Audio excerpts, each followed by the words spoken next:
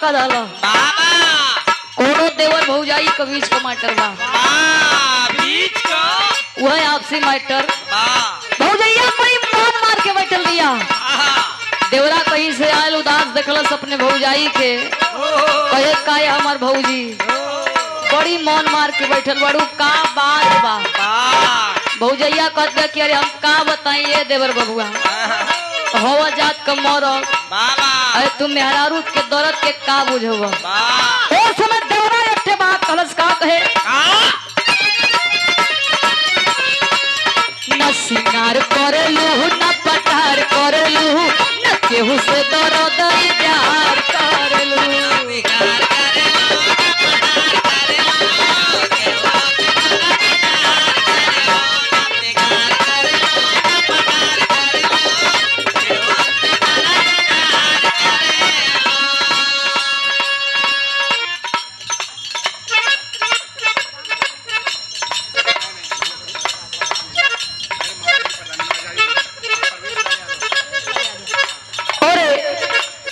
सम्मान के साथ आप हमारे बड़े भैया जी परवेश लाल यादव जी और आपकी माता जी जो कि प्रधान है क्या बात है ये बड़े ही सम्मान के साथ पंखुड़े में गोथा हुआ पुष्पहार और सुंदर सा बनारसी सफा और ये सादर 501 रुपया देकर सम्मानित कैली दिल से धन्यवाद सब भैया लोग को प्रणाम भैया तनी देख ताके चढ़ा लोग बड़ा खतरा है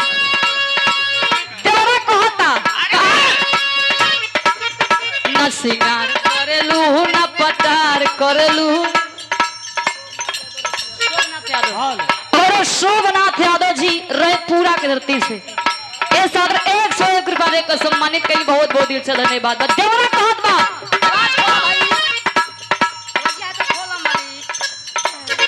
आवाज खोला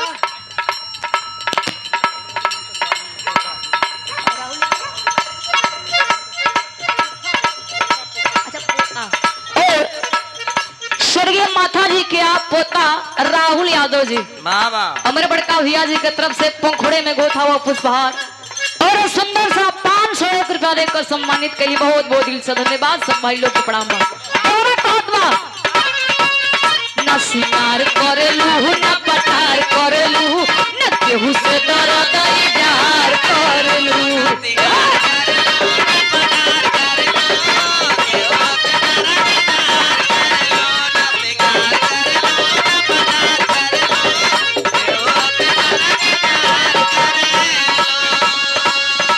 सिंगार करलू न पटार करलू न केहू से दर्द इजार करलू काहे भौजी भइलू जोगिनी के भेष हो जोगिनी के भेष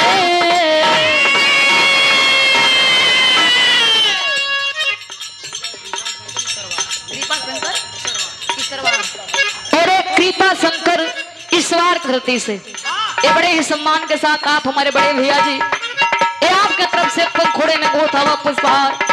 और ये सादर 51 रुपया देकर सम्मानित के लिए दिल से धन्यवाद सब भाई लोग को प्रणाम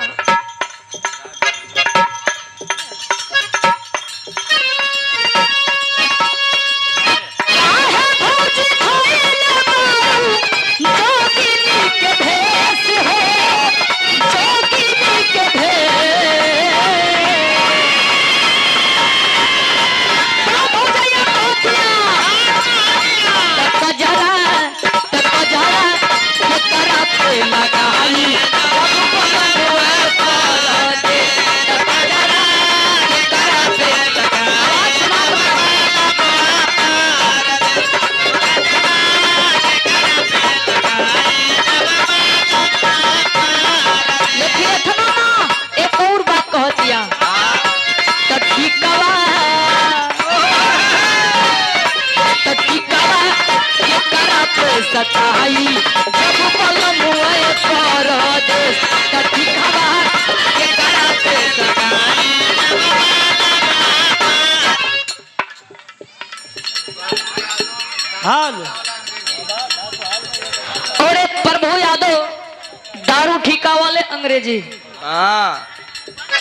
बड़े ही सम्मान के साथ मारो के टाइट है भैया। ये आपके तरफ से सादर 201 रुपया देकर सम्मानित करिए, दिल से धन्यवाद। सब भाई लोग के प्रणाम बा।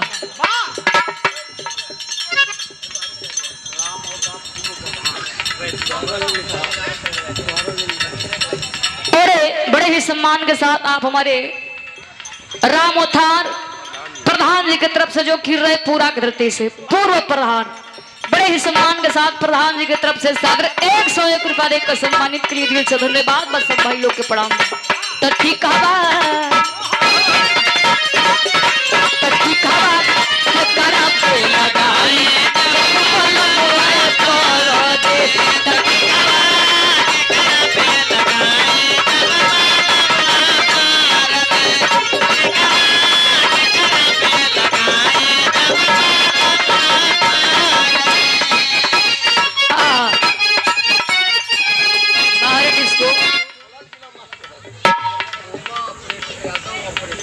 उमा यादव हमारे ऑपरेटर साहब जी की तरफ से इस भाव को सुनते हुए सादर 101 रुपया देकर सम्मानित कर दिल से धन्यवाद।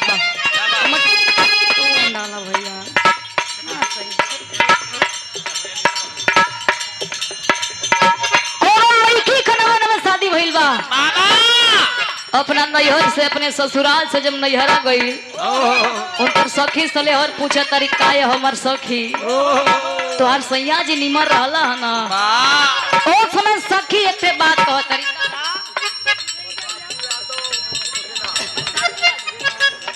और प्रसादी याद हमरे कोटदार साहब जी की तरफ से इस सादर 101 रुपया देकर सम्मानित के लिए बहुत बहुत दिल से धन्यवाद। सब भाई लोग के प्रणाम बा।